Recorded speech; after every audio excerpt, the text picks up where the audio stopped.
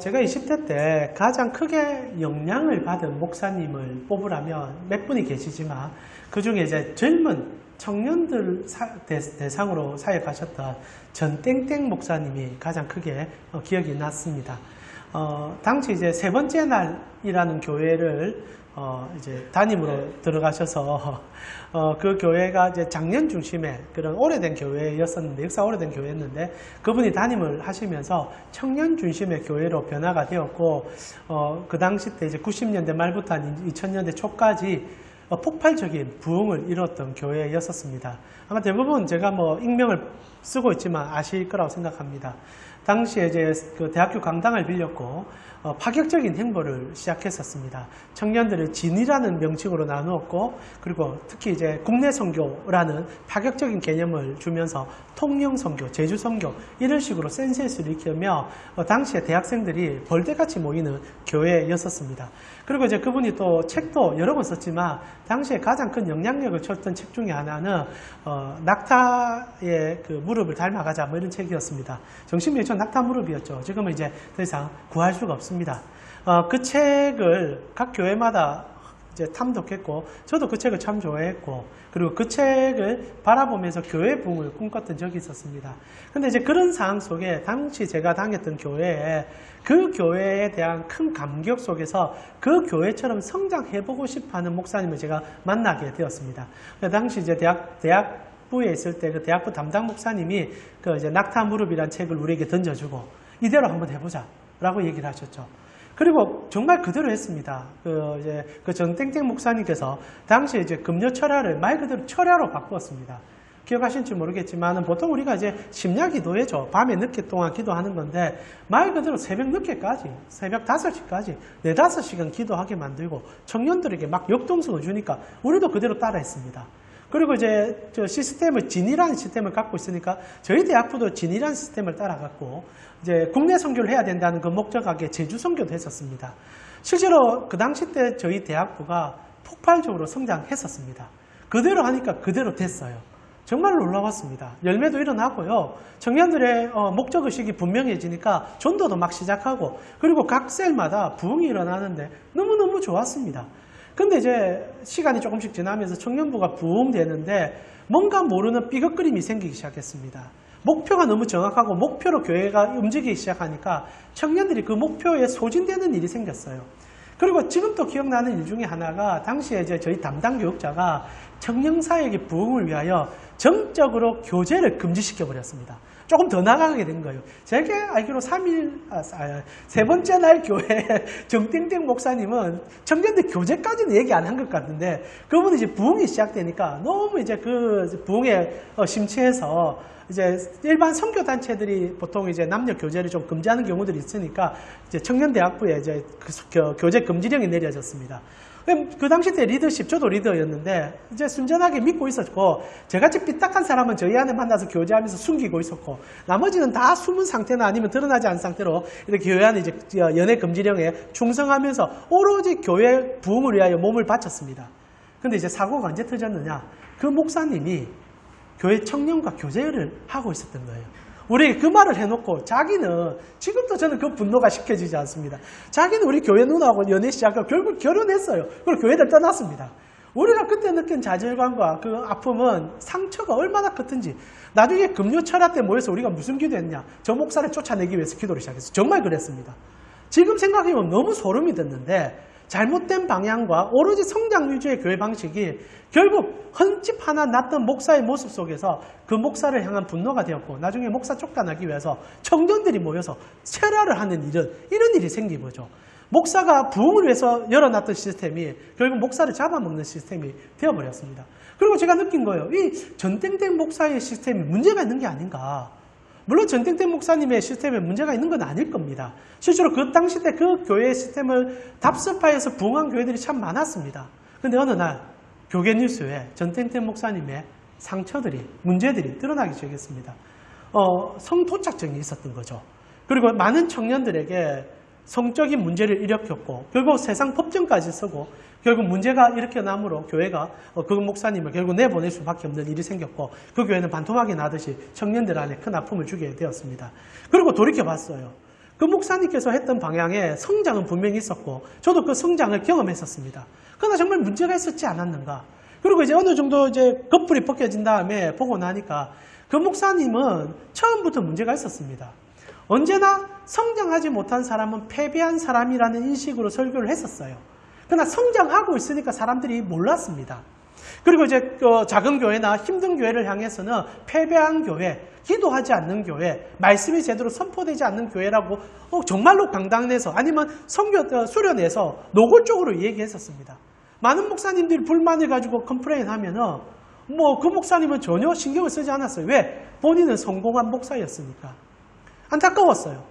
그리고 이제 그분이 실수를 하기 때문에 드러났지만은 실제로 여전히 우리가 세상을 향하여 나아가 성장한 교회들을 향하여 눈을 돌이킬 때마다 그런 비인격적인 목사님들의 형태 속에서 교회가 조직화되어 있고 프로그램화되어 있으므로 성장을 이루고 있는 과정 속에 그 목사의 흠결은 사라지고 성장만이 마치 영적인 작업이었다라고 얘기하는 경우들을 보게 되었습니다. 이제 저도 목사가 된 지가 오랜 시간이 지나가면서 대부분 대형교회라고 부르는 목사님들의 잘못된 형태, 물론 다 대형교회가 잘못됐다는 얘기는 아닙니다만은 그 조직을 이끌어가기 위해서 무지막지한 폭력을 기르는 모습들을 들어가면서 정말 저게 성장을 위한 하나님의 은혜인가? 그리고 하나님을 사랑하기에 저렇게 하는 것이 맞는 것인가? 실제로 제가 아는 고신척에 가장 큰 교회의 3인 목사님이라 부르는 목사님 중에 2분은 교육자 회의를 할 때 물건을 집어던진다는 얘기를 심찮게 들었습니다. 실제로 전도사나 목사들이 신방을 제대로 하지 못하고 그리고 교회 성장에 누가 되면은 화가 나는 거예요. 그리고 이제 엇박 지르고 잘못하면 쫓아내는 일들. 사실 그런 식으로 그 노동력을 가지고 성장시킨 거죠.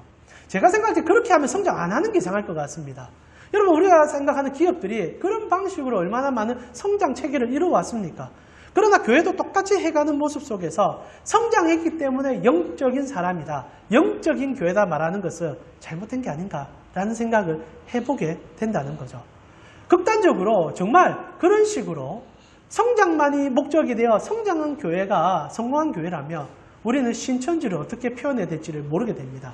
얼마 전에 이재록 씨가 감옥에서 죽었습니다. 여러분 아실지 모르겠지만 그런 이단들은 보통 다 일본 기존 교회 이름을 달고 다 시작합니다. 특히 이재록 씨 같은 경우에는 만민중앙교회라고 기성교회를 통하여서 이단화되었고 결국 이단으로 정제되어서 성추행 문제로 감옥에 들어갔다가 암으로 돌아가셨습니다. 작년 말에 돌아가셨죠. 그 사람은 수십만 명을 모았습니다. 그럼 그 사람이 정말 하나님의 사람이고 성공한 목사입니까? 얼마 전에 정명석이 감옥에 나왔다가 또 들어갔습니다. 수천만 명의 성도를 모은 사람입니다. 그러면 그 사람은 하나님의 사람이고 성공한 목사입니까? 우리는 이 딜레마에서 자꾸 성공시다에 주목되어 하나님께서 진짜 어떻게 일하고 계신지를 보지 못하는 문제가 생길 수 있다는 거예요. 제가 오늘 이렇게 얘기하는 것은 오늘 우리에게 그 주제로 사마리아 여자의 이야기가 맞춰지기 때문입니다. 여러분 우리는 쉽게 속을 수 있고요. 쉽게 어두워질 수 있습니다. 그래서 오늘 우리가 이 사마리아 여자의 이야기 마지막 부분에서 정말 주님께서 원하는 교회가 무엇이며 우리의 신앙은 어떤 모습을 가져야 되는지를 다시 한번 묵상함으로 주께 더 가까이 나아가는 시간을 함께 가져봅시다. 오늘 우리가 읽는 본문은 사마리아 여인의 마지막 대화입니다. 너무너무 기가 막힐 정도로 복음의 정수를 보여주는 본문이었고 이 여인의 삶의 행보는 예수를 만난 사람들이 어떤 삶의 변화가 일어나는지를 가르쳐주는 이야기였었습니다. 근데 말입니다. 마지막에 넘어오며 이 포인트가 좀 독특함으로 넘어가게 돼요. 왜냐하면 이 여자가 마을로 돌아가 마을 전체를 회심시키기 때문입니다. 실제로 그 전에는 개인적으로 예수님과 그 여인의 만남으로 끝이 나는 것 같습니다. 근데 오늘 본문의 얘기처럼 이 여인이 마을로 돌아가고 전도를 시작합니다. 그래서 사람들이 다 몰려오기 시작하는 거예요. 그 여인의 삶의 모든 삶의 그 형태를 아는 사람들이 그 여인의 전도를 듣고 벌떼같이 몰려와 마을 전체가 회심하며 예수께 돌아가는 얘기가 오늘 본문의 마지막이라는 거죠. 그래서 실제로 오늘 본문을 실제 사마리아 여자를 저희가 좀 오랫동안 설교했지만 보통 두 번 아니면 3번 정도 나눌 때 언제나 마지막 부분은 이런 식으로 전도하자 그리고 부흥하자 주님 앞에 진실하게 나누며 이런 부흥을 맛볼 수 있다는 식으로 교회 성장 얘기로 마무리 짓는 경우들이 많다는 거죠. 그래서 정말 애가 닳고 마음이 너무 아파요. 본문은 그 얘기를 해주고 싶은 게 아니었기 때문입니다. 왜냐하면 본문은 심각한 모순을 담아 우리에게 묵직한 주제를 던져주기 때문이에요. 실제로 여러분과 제가 읽고 있는 본문은 이렇게 하지 않습니까? 39절에 여자의 말이 내가 행한 모든 것을 그가 내게 말하였다 증언함으로 그 동네 중에 많은 사마리아인이 예수를 믿었다 얘기합니다. 결과적으로는 여인이 차다가 전도해서 어떤 프로그램이 있는지 모르겠고 그 여자가 어떤 방식을 썼는지 모르겠지만 전도를 열심히 해서 사람들을 다 믿게 만들었다라고 얘기합니다. 근데 마지막 구절은 전혀 상반된 얘기를 하고 있다는 거예요. 42절입니다. 우리 같이 한번 읽어볼까요? 42절은 정말 다른 얘기를 우리에게 던져주죠. 같이 읽겠습니다.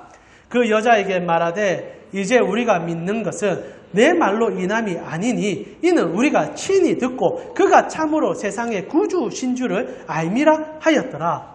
본문은 모순적이에요. 여자가 나아가서 전도해서 사람들을 데려와 교회를 채웠습니다. 마을 전체가 부흥했었어요. 근데 마지막 결론은 그 사람들이 그 여자에게 얘기합니다. 우리가 진짜 예수 믿은 것은 너의 전도가 아니었다. 너가 했던 행동으로 우리가 예수 믿은 게 아니다. 우리가 예수를 믿게 된 것은 예수님을 만났고 예수님을 경험했기 때문에 믿었다라고 얘기합니다. 여러분 전혀 문제가 없는 것 같지만 이 두 대화는 심각한 모순 속에서 우리의 신앙의 본질을 가르쳐준다는 거예요.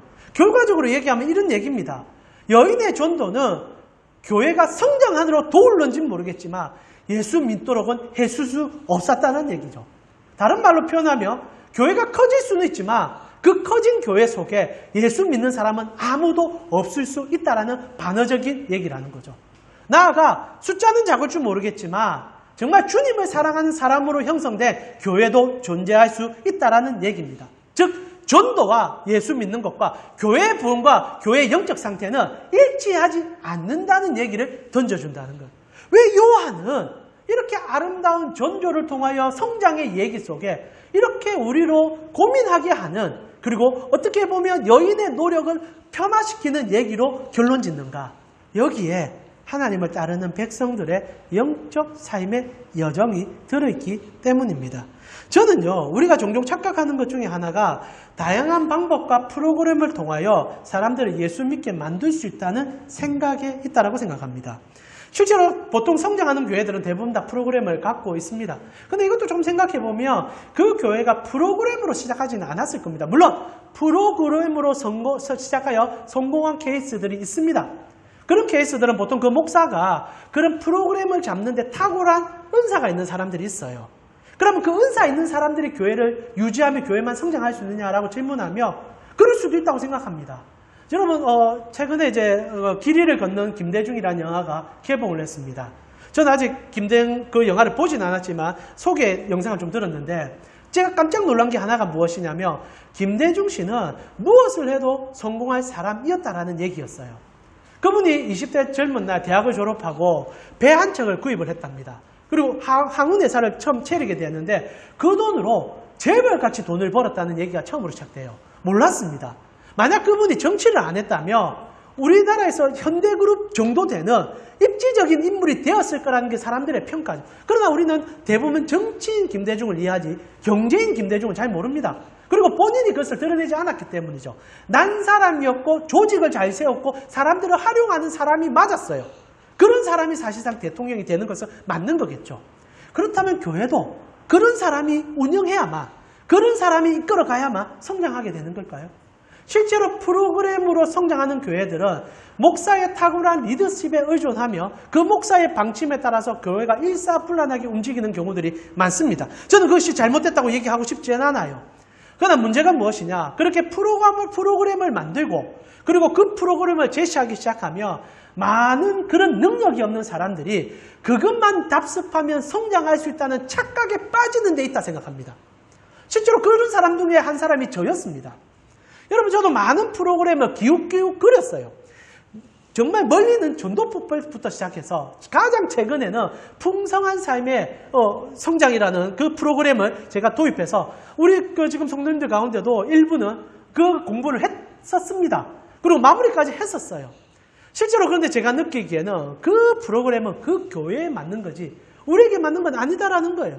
그러나 제가 성장했었고 그 교회가 그것으로 위로를 받고 여전히 강좌, 세미나를 하면서 그렇게 하면 된다라고 얘기를 들으니까 그렇게 하면 되는 줄 알고 들었고 해봤다라는 거죠. 그러나 너무 다르고 토양이 들리고 실제로 우리의 삶의 평가가 다릅니다. 그 프로그램이 사람을 성장시키는 경우도 있겠지만 아닐 수 있다라는 거죠. 근데 참 많이 우리가 섞고 있다는 거예요. 그럼을 통하여 뭔가 할 수 있다고 생각하는 것 같아요.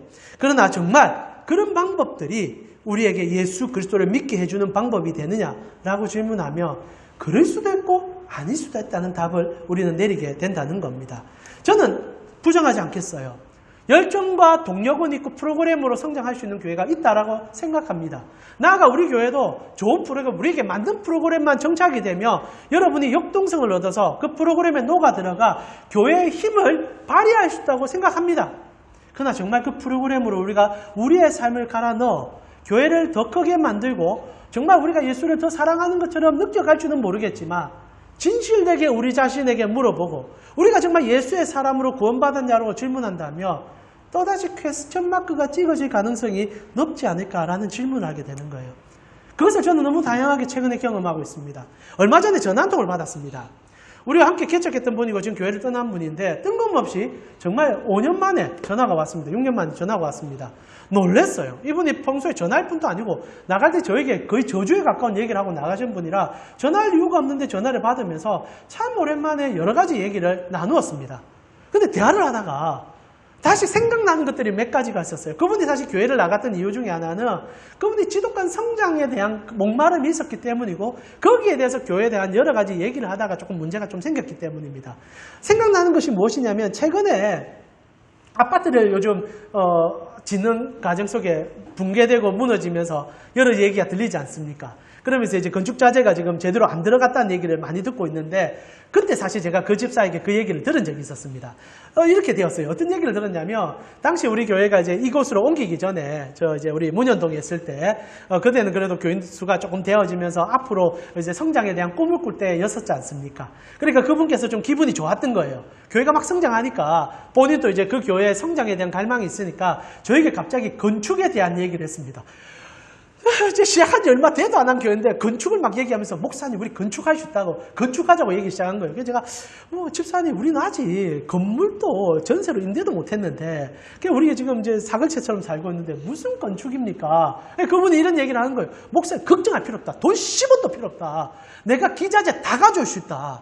내가 아는 건설사들이 여러 군데 있는데 그 건설사들에게 얘기하면 다 기자재 그냥 다 줄 거다. 그래서 목사님 돈 10원도 없이 건물 지을 수 있으니까 우리 기도하다가 땅만 구하자 이런 얘기 하셨어요. 제가 처음에 그게 무슨 말인지 몰랐습니다. 진짜 그렇게 구할 수 있는지도 몰랐고 그분이 그렇게 막 강하게 떠드니까 진짜 그런가 보다 생각을 했습니다. 근데 지금 제가 생각해 보니까 그분의 이야기는 그런 건축할 때 그 기자재 빼돌리는 사람들 사이에서 그 기자재 가져오겠다는 얘기를 한 겁니다.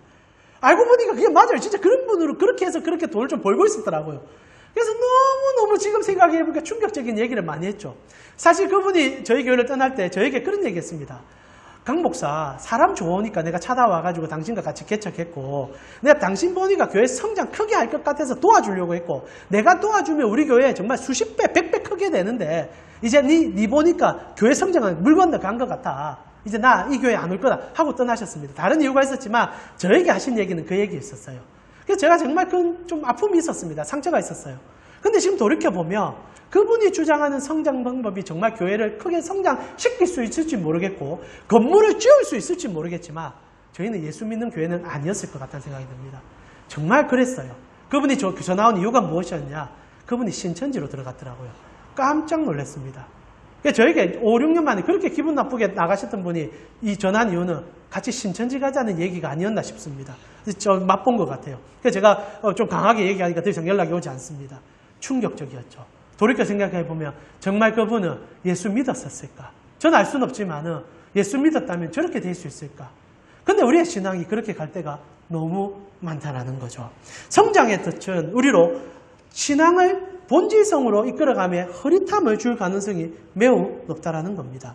그래서 우리가 오늘 본문을 정말 겸손함과 진실함으로 살펴볼 필요가 있다라고 생각하는 것 같아요. 실제로 여러분, 이 여인은 어떻게 이런 열매를 맺게 된 것입니까? 열매에 집중하며 우리는 여러 가지 이 여인에 대한 분석과 평가를 통하여 방법을 도출할 줄 모르겠습니다. 그러나 제가 느끼기에 이 여인의 전도는 어떤 생각이나 어떤 도전이나 어떤 방향은 하나도 없었다라는 거죠. 그거를 우리가 오늘 좀 붙잡을 필요가 있다라는 겁니다. 실제로 이 여자가 예수 그리스도를 전하게 된 방향을 성경은 이렇게 전달합니다. 4장 29절에 오늘 본문은 아니지만 처음으로 이 여자가 전도를 시작한 장면을 이렇게 묘사해 줍니다. 29절에 내가 행한 모든 일을 내게 말한 사람을 와서 보라. 이는 그리스도가 아니냐라는 얘기로 그 여인의 전도가 시작됩니다. 자, 여러분 이 얘기 속에 여러분은 무엇을 보게 됩니까? 어떤 프로그램이 느껴지십니까? 아니면 전도해야만 되는 당연성을 느끼게 됩니까? 교회가 성장하기 위해서는 우리가 이렇게 열심히 달려가서 예수를 전달해야만 되는 사명을 느끼게 됩니까? 저는 그런 것을 하나도 보지 못합니다. 제가 느낀 것은 딱 하나예요. 이 여인의 진실성, 진실됨, 그리고 자신의 변화에 대한 충격. 이게 전부입니다. 실제로 이 여자는 이렇게 얘기합니다. 내가 행한 모든 일을 내게 말한 사람을 와서 보라. 사실 원어적으로 보게 되면 첫 마디가 와서 보라라는 거예요. 충격과 감격의 첫 마디가 나옵니다. 너무 놀란 거예요. 너무 감격한 거예요. 그래서 그 감격대로 뛰쳐나아가 얘기한 것뿐입니다. 여러분 보세요.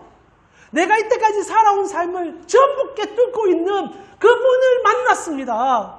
그리고 제가 느끼기에 그분은 진짜 메시아 같아요. 여러분 알지 않습니까? 여러분 저 삶에 손가락질 했잖아요. 저를 피해 다녔잖아요. 더 나아가 나도 여러분의 피해 다녔습니다. 그런데 이렇게 부끄러운 나의 삶을 알고 말해주는 분이 있었고 그분이 나를 고쳐준다고 약속했어요. 고쳐준다고 약속했어요. 나 이제 고쳐질 수 있어요. 나 너무 좋아요. 나 정말 이제 새 사람 될 수 있어요. 그리고 뛰쳐나아가서 너무 좋아서 팔팔팔 뛰는 여자가 등장했다라는 얘기입니다. 이게 이 여인의 전부예요. 이 여인의 시작점이고 끝점이었습니다. 다른 건 하나도 없었다는 거예요. 이 여자는 예수 만나서 그냥 충격을 받은 게 전부입니다. 그리고 충격받은 그 삶 그대로 전달한 거예요. 이 여인에게 한 가지를 찾아본다면 저는 그 순간에 그 여인에게는 진실함밖에 없었다 생각해요. 여러분 누군가가 진짜 좋은 것을 만나고 진짜 충격적인 것을 만나며 옆 사람에게 그 충격은 전달될 수밖에 없습니다. 여러분 정말 좋은 것을 봤습니다. 뭐 간단하게 맛집만 얘기해 봅시다. 제가 어느 날 저는 먹는 걸 너무 좋아하다 보니까 어느 날 제가 어느 식당에 갔는데 이 첫 맛을 먹어보니까 천상의 맛이 느껴졌습니다. 그래서 제가 주인에게 얘기합니다. 전 저 주인에게 자주 그런 얘기합니다. 와 정말 맛있네요. 그럼 주인은 너무너무 기분 좋아합니다. 그 뒤로 저는 전도자가 되는 겁니다. 길에 가다가 누구에게 밥 먹자 하면은 이야 내가 첫 숟갈 떴는데 천상의 맛이 느껴지는 식당이 있더라. 같이 한번 가보자. 저에게는 그 식당을 잘하게 해줄 의무도 없고 그 식당이 잘 된다고 내가 받는 것도 없고 내가 뭘 얻는 것도 하나도 없지만은 내가 받은 그 충격과 기쁨이 너무 좋으니까 그냥 그 옆 사람에게 말한 게 전부입니다. 만약 이게 전도라면 전도겠지요. 실제로 이 여인에게 있어서는 예수님이 좋았다라는 그 예수님이 나의 인생의 답이 될 것이라는 그 놀라운 은혜의 폭포수가 흘러나와 넘쳤던 것이 전부였다는 겁니다. 실제로 저는 예수 만나며 이 진실함이 우리를 휩싸이고 예수 그리스도를 향한 그 열정으로 우리를 회복시키는 은혜가 분명히 임한다라고 믿습니다. 그러니 제가 목사로 헌신했고 여러분의 삶이 지금 이 예배 가운데 있지 않겠습니까? 그러나 어느 순간부터 이 감격과 은혜가 아니라 어떻게 하든 프로그램을 통하여 아니면 어떤 영성 집회를 통하여 더 좋고 더 높은 것이 우리에게 주어질 거라는 기대감이 우리의 신앙에 덮여졌다라는 거예요. 신앙은 그거 없어도 괜찮습니다. 그냥 예수 만나서 기뻐하시면 되고 예수 만나서 즐거워하시면 되고 예수로 내가 살고 있음을 느끼며 그것으로 족한 것이라는 겁니다. 그래서 이 여인이 1차적으로 예수를 믿었을 때 39절에 분명히 얘기하잖아요. 여자의 말이 내가 행한 모든 것을 그가 내게 말하였다 증언했기 때문에 동네 사람들 중에 많은 사람들이 예수께 다가와 믿게 되었다라고 얘기하는 거죠. 저는 이 여인의 전도는 딱 하나였다고 생각해요. 내가 진짜 예수 때문에 변화됐다. 그걸 너무너무 믿었다라는 거예요. 사람은 진실할 때 그 힘이 드러납니다. 그 마음에 예수가 깊이 담겨 있으면 그 은혜가 드러날 수밖에 없다라는 거예요. 이건 제가 전도하라는 얘기도 아닙니다. 찾아가서 전도하는 것도 은사가 될 수 있다고 생각해요. 여러분 제가 진짜 전도 잘하는 사람 몇 명은 압니다. 제가 앞에 교회 사역을 할 때 어떤 요전사님께서 전도를 너무너무 잘하는 거예요. 깜짝 놀랐습니다. 보통 여러분 사역자가 되면은 운신의 폭이 좁아집니다. 제가 이제 목사가 되고 수십 년이 지나고 나니까 만나는 사람들이 여러분이나 아니면 목사나 이제 사역자들 외에는 없어요. 그러니까 더 이상 전도할 사람들이 많이 없습니다. 그럼 이제 전도하기 위해서는 이제 전도지를 들고 나가서 사람들을 만나야 되지만은 현대 문화가 이게 굉장히 좀 어려워졌습니다. 이전에 저도 이제 지하철이나 이렇게 전도하기도 했지만은 지금은 사람들에게 전달하며 실제로는 거부감을 더 많이 전달하는 경우가 생겨서 참 안타까운 일이 생겼어요.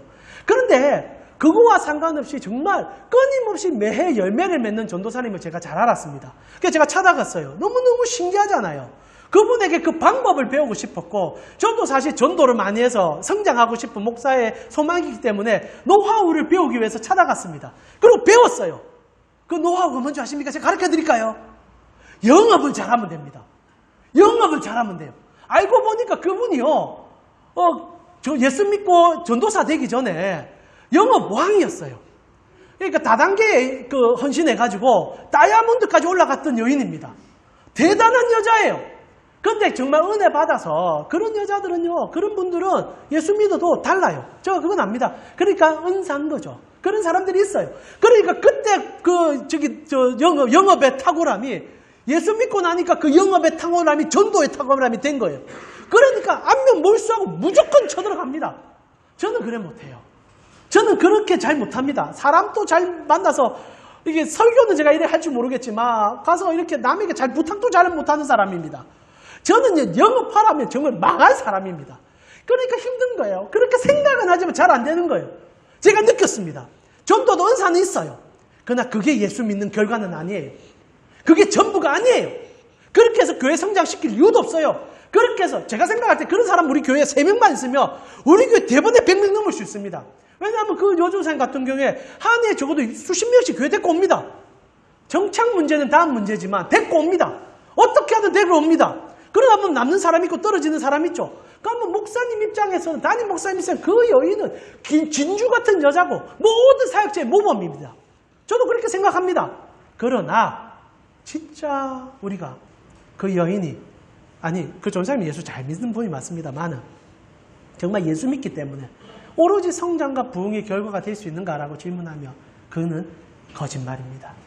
오히려 예수를 믿게 만드는 것이 아니라 세상에 잠식되게 만드는 것이라는 겁니다. 전 오늘날 우리의 신앙에 잃어버린 한 부분이 이 여인의 고백이 아닌가 싶다 생각합니다.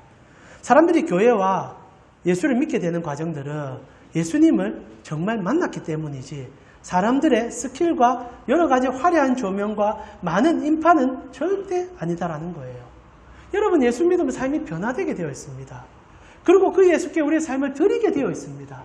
그러나 정말 오늘 한국교회가 예수께 목을 메고 예수를 위해서 사는 사람들이 정말 교회에 많습니까? 전 너무 희미한 것 같아요. 잘 안 보이는 것 같아요.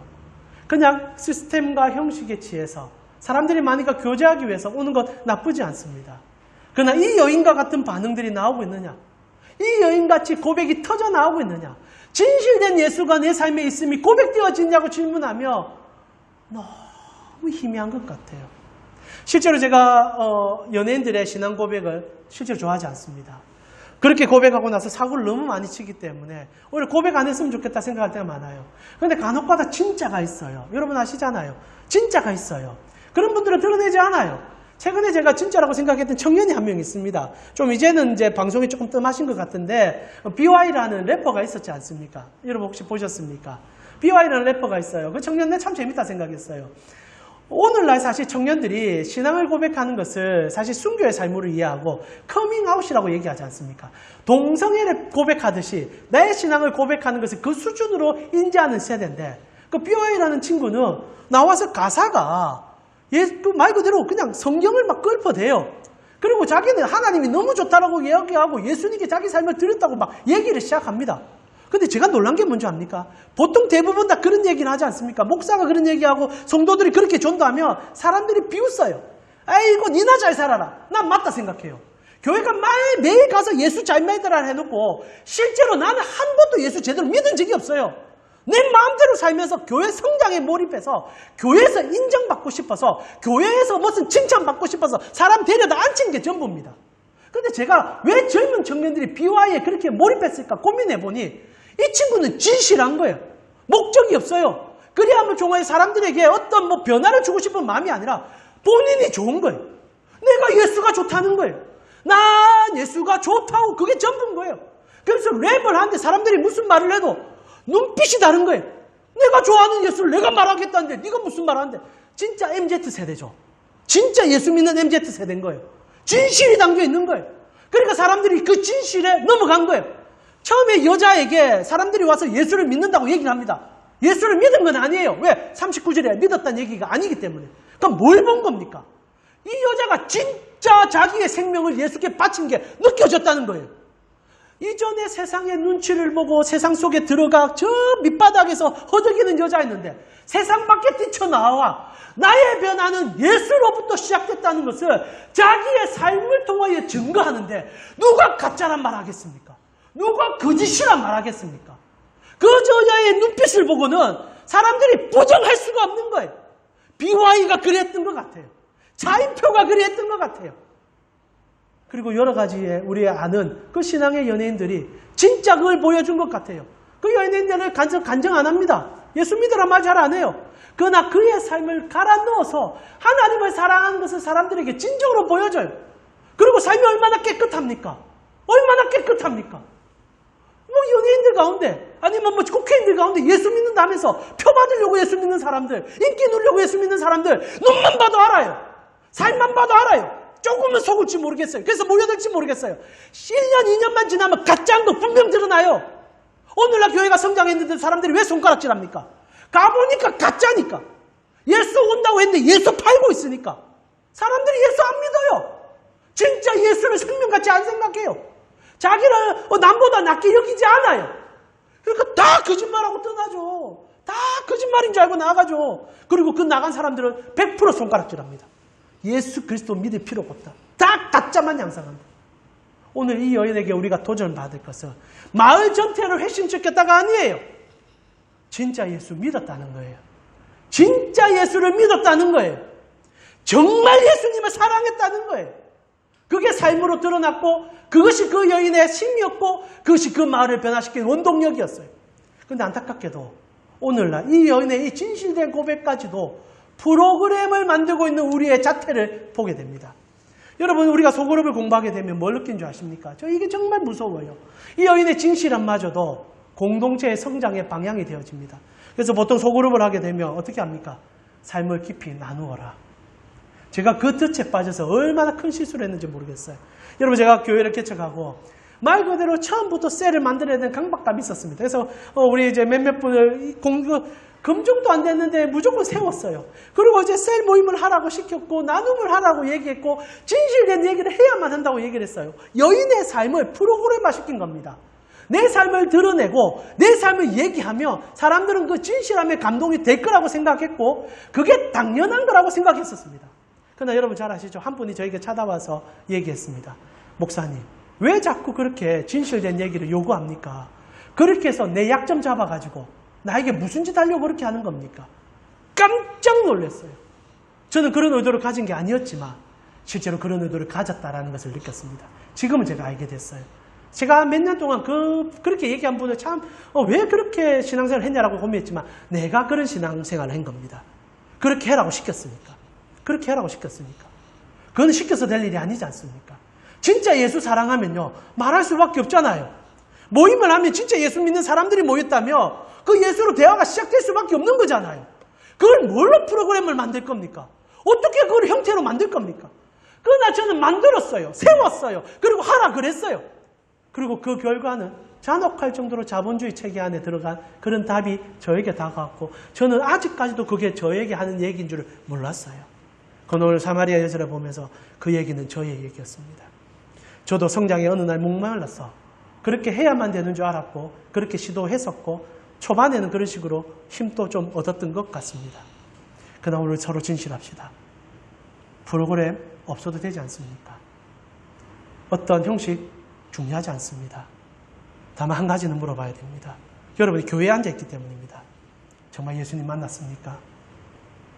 예수님이 나를 사랑함을 아십니까? 그것이 느껴지기 위해서 교회로 오십니까? 그리고 그 힘으로 살아가기를 각오하고 계십니까? 그러면 됐어요. 전도 평생에 한 명도 못해도 상관없어요. 그러나 여러분 부탁드리고 싶은 거는 그렇게 살면 누군가 물어보실 겁니다. 당신이 살아가는 그 삶이 무엇입니까? 그때는 자신 있게 얘기하세요. 이 여자처럼. 나는 예수님 만나서 너무 좋습니다. 아니, 좋은 사람은 말할 수밖에 없을지도 모르겠어요. 그러나 간곡히 부탁드립니다. 예수 만나서 예수로 사시고 예수로 기뻐한다며 여러분은 벌써 하나님의 사람이요 가장 큰 은혜의 도구일 뿐일 것입니다. 오늘 말씀을 마무리하면서요. 저는 사실 올 한해 우리 교회가 양적 성장이 분명히 필요하다는 생각을 하고 기도하고 있는 중이기도 합니다. 그러나 오늘 이렇게 이 본문을 우리에게 하나님께서 새해 처에 주는 이유는 또다시 속지 말라는 하나님의 경고라고 느껴져요. 저는 여전히 우리 교회가 건강한 교회가 되어지길 바라고 많은 사람들이 함께 예배드리는 그 놀라움의 성장을 갈망합니다. 그러나 거기에 잠몰되어서 진짜 해야 될 예수 그리스도를 전하지 아니하고 예수 그리스도로 가슴 뛰는 삶을 나누지 아니한다면 저는 또한 실패한 목사가 될지도 모르겠습니다. 사랑하는 우리 가운식구 여러분, 여러분에게는 이 여인이 만났던 그 진실함과 강렬함과 그 사랑이 있었을 거라 생각합니다. 그럼 오늘 이 예배에 다시 한번 회복하십시오. 그리고 그 사랑으로 나아가십시오. 그러면 족합니다. 그러면 다 된 것입니다. 그 은혜가 이번 한 주 여러분을 가득 채워 눈을 뜰 때 예수님 생각하고 눈을 감을 때 그분께 한 발짝 더 나아가 감격과 기쁨으로 이 여자가 그렇게 감격했던 그 삶의 연장이 여러분 속에 이루어지기를 기도드립니다.